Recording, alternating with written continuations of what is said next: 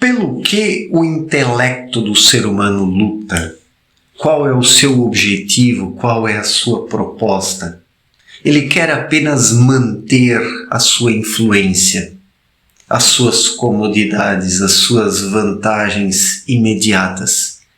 Quem está apenas na mente e não transcende a sua mente, vive de forma rasa e superficial, como é o caso da maioria desta humanidade demasiadamente racional, demasiadamente materialista, onde as pessoas já não têm uma visão que transcende o imediatismo, as comodidades, a zona de conforto, aquelas influências mesquinhas, porque a mente não conhece nada além disso. Ela não é uma forma de inteligência profunda. A mente é apenas um instrumento do qual o ser humano deve se servir, aqui na matéria grosseira densa, para verbalizar aquilo que o espírito traz à tona por meio da intuição. Mas quando o espírito adormece por causa do excesso de mente, a intuição não se manifesta mais. A intuição não se faz mais perceber. E daí o ser humano passa a viver no piloto automático, no cabeção. Julga os acontecimentos, os eventos, as situações segundo os padrões mentais que são programados, que são condicionados, que são elaborados artificialmente. O que observamos na vida em sociedade hoje são grupalismos, as pessoas optam por um ou outro grupo, naufragam em meio ao grupo escolhido e tudo fica por aí. Não existe reflexão, não existe um pensamento profundo, as pessoas não pensam por si mesmas, mas são apenas sombras no grupo do qual fazem parte, por isso o divisionismo observado na sociedade, por isso as polarizações, por isso as tretas, as brigas, as intrigas, as ofensas e todas as desgraças que hoje fazem parte da vida pós-moderna, porque o ser humano se tornou uma criatura desgraçada. Desculpem aqui a minha sinceridade, mas é um fato. E se tornou uma criatura desgraçada por causa do uso unilateral do raciocínio. O ser humano está apenas no raciocínio. Se sente muito inteligente, se sente superior, se sente a cereja do bolo. O homem pós-moderno olha para o passado de forma prepotente, desvaloriza, desprestigia as gerações passadas porque estas ainda não estavam tão encurralados no cabeção e pelo cabeção.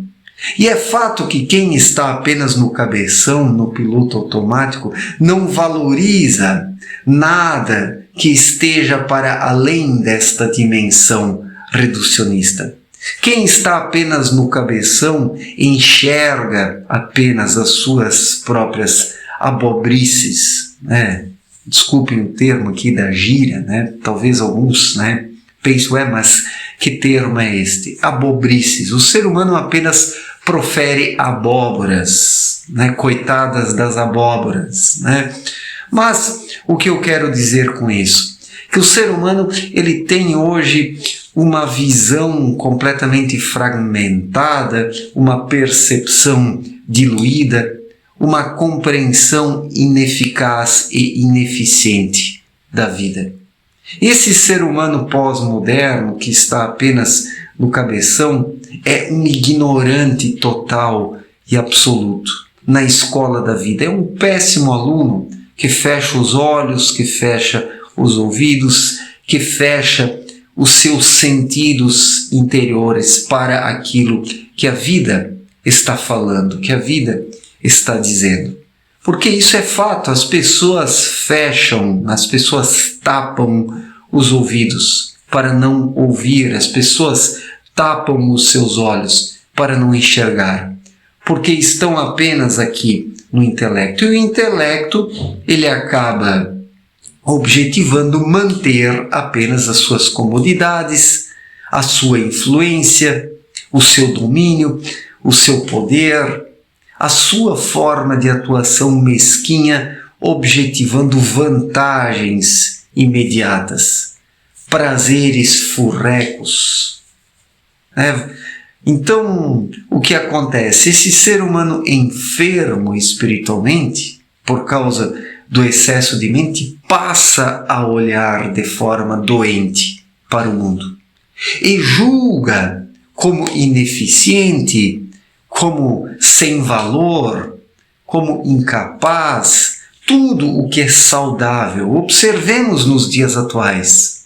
Quem ainda é saudável, quem ainda vibra com o seu espírito, quem ainda é intuitivo de forma saudável, levando uma vida saudável, é ironizado, é ridicularizado, não é levado a sério por este homem pós-moderno tão modernizado e que vive apenas para as suas abobrices, vive de forma abobrônica, se é que existe este termo. Estou aqui brincando com o idioma português. A nossa língua, ela permite essas metáforas, estas articulações verbais para brincar com as palavras. Então este ser humano de abobrices, este ser humano abobrônico, que tem uma visão reduzida da vida, que se julga melhor do que as gerações passadas, porque estas não eram tão reduzidas ainda, este ser humano encontra-se completamente desfocado nos dias atuais. E por isso a restrição do seu olhar. A restrição do seu olhar, por isso o ser humano não consegue olhar para além da mente, para além daquilo que o intelecto diz. Porque o intelecto ele acaba realmente reduzindo a percepção do ser humano de forma absurda. Não estou aqui dizendo para não usar o intelecto, o raciocínio, a razão, a mente ou o cabeção, mas apenas colocar a mente no seu devido lugar, para que ela atue como um instrumento, não conferindo a ela o monopólio das decisões. Se bem que a mente não decide nada, ela apenas vai atuando de forma mecânica, artificial, dentro do grupo no qual o indivíduo está inserido por preguiça, por comodidade, por leviandade, porque é muito mais fácil estar em meio a um rebanho do que escolher as coisas por si próprio, do que fazer deliberações a partir da sua própria percepção. Eis algo que as pessoas não querem hoje, ter uma percepção própria, porque é algo trabalhoso. Para adquirir e conquistar uma percepção própria, é preciso fazer o seu trabalho interior constantemente, dia após dia. Faz-se necessário promover a vigilância e a oração para manter contato com planos mais elevados. E este contato o ser humano somente consegue efetivar e realizar através da sua vida intuitiva, porque na intuição está uma sensibilidade que conecta o ser humano a planos mais elevados, que este plano astral que está logo aí no entorno da Terra, com o qual a mente se locupleta, com o qual a mente dialoga de forma desequilibrada. Por isso, muitas pessoas que fazem a tal da viagem astral ou a projeção astral, elas vão até esses planos mais próximos aqui da Terra.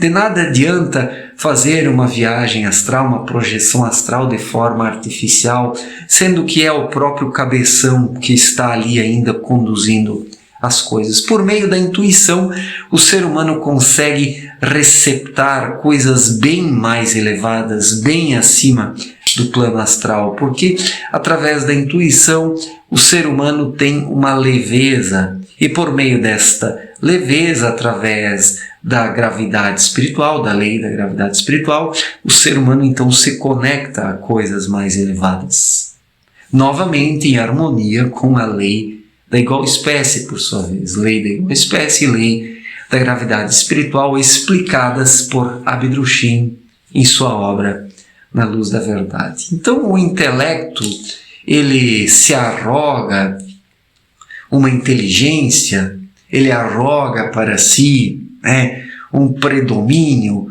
um monopólio, uma soberania, isso apenas em detrimento da sua cegueira, da sua incapacidade, da sua limitação. E pessoas que estão apenas no cabeção, apenas no intelecto, são pessoas bem reducionistas e que não valorizam aquilo que vai para além da dimensão mental. Não valorizam pessoas mais profundas, porque pessoas profundas são pessoas chatas para aqueles que estão apenas na superficialidade mental. Isso é um fato. Isso pode ser observado facilmente. Todas essas pessoas rasas e superficiais não têm paciência, não têm disponibilidade, não têm calma, não têm determinação para se ocupar com coisas mais profundas. Tudo é chato para essas pessoas. Tudo é extremamente chato para essas pessoas, porque vivem numa aridez racional. E para romper esta aridez racional, ou para que surjam sensações, essas pessoas então precisam mudar constantemente suas atuações em meio às superficialidades, objetivando sentir algo, porque quem está na aridez mental quase não sente mais nada. E precisa estar constantemente neste redemoinho de mudanças, de experiências superficiais, experimentando os maiores absurdos, modismos, para sentir algo. Porque quem está apenas na mente não sente, está estagnado. Enquanto que uma pessoa mais profunda não precisa de todos esses excessos, todos esses exageros, porque tem vida interior. Tem dentro de si uma profundidade espiritual, que por sua vez traz paz, traz uma determinação, uma tranquilidade, um sossego. Por isso que uma pessoa espiritualizada precisa de bem menos do que uma pessoa que está apenas no intelecto, apenas no cabeção. Pessoas espiritualizadas captam boas energias e este é o alimento do espírito. O espírito se alimentando com essas energias fica em paz, no silêncio, de forma tranquila. Algo que estes seres humanos excessivamente racionais e mentais não conseguem, porque ali existe uma lufa-lufa de pensamentos, de desejos, de necessidades inúteis, uma busca por sensações que não realizam, que não preenchem e que não agregam nada. E daí se vive nessa correria maluca, porque a vida moderna é essa correria maluca, porque as pessoas não sabem quem são, não sabem o que querem, o que precisam, daí ficam catando as coisas fora de si, de forma desencontrada e contraditória. E isso gera um desperdício tremendo de energias, porque quem vive nisso precisa sempre estar correndo atrás de algo sem nunca encontrar algo que realize e traga uma satisfação de fato, uma satisfação verdadeira. Então esse homem pós-moderno, ele se mostra um total despreparado para a vida. Porque existe nele um excesso de mente, apenas mente e nada de espírito. O espírito está dormente, o espírito está cochilando dentro deste homem moderno, enquanto que a sua vida vai passando e as coisas na sociedade vão piorando cada vez mais, porque a mente, estando sozinha, no domínio, no poder, na administração da vida do homem, gera apenas o caos e a loucura, e por isso a sociedade está tão caótica, porque ela hoje é constituída por pessoas demasiadamente mentais e racionais, que estão apenas no seu intelecto, que reconhecem apenas o intelecto e que negligenciam completamente a vida espiritual, colocando de lado aquilo que vem do núcleo, que é o espírito. Certo, gente? Muito obrigado pela atenção. Um forte abraço para todos e até a próxima. Valeu!